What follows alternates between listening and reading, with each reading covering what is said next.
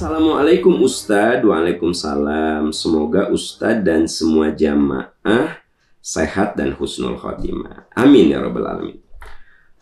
Ustadz Aam, saya mau nanya tentang apakah suara wanita itu aurat?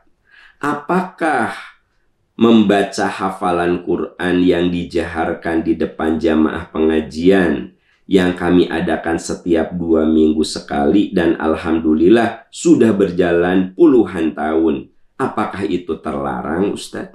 Nah, itu pertanyaan ya, bahwa ada suatu kebiasaan, ada ibu-ibu pengajian suka membaca Quran dan itu sudah puluhan tahun. Ini yang baca nanti ibu-ibu gitu.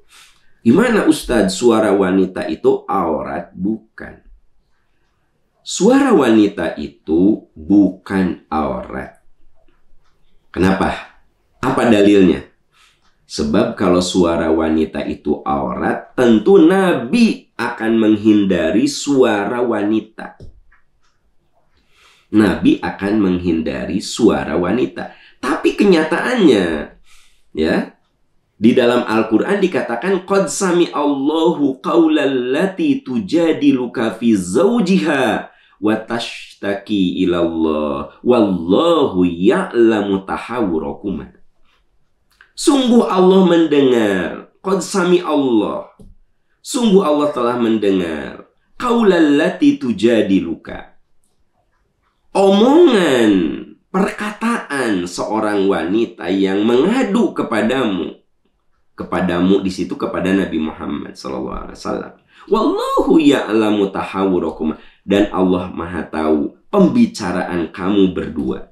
Coba, ini ada di surat Al-Mujadilah, saudara-saudara sekalian. Ini ada di surat Al-Mujadilah. Anda bisa bayangkan, kalau suara wanita itu aurat, mana mungkin Nabi mau mendengar, ya? Begitu ngomong aurat, gitu kan? Tapi Nabi dengerin. Jadi kesimpulannya, suara wanita itu bukan aurat. Suara wanita itu bukan aurat. Gitu. Jadi kalau ibu baca Quran, ya, rutin dengan ibu-ibu yang lain, mengulangi bacaan, lalu didengar oleh bapak-bapak, ya tidak ada masalah. Ibu membacakan Al-Quran di saat pengajian atau di saat mau khutbah nikah. Sering kalau kita datang ke pernikahan, sebelum dilaksanakan akad nikah, ya, sebelum khutbah nikah, suka dibacakan Al-Quran. Apakah harus? Enggak, itu mah cara supaya turun rahmat Allah gitu.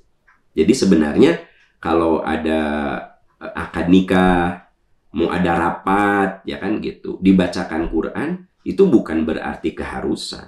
Itu mah cara supaya kita majelis itu dirahmati Allah.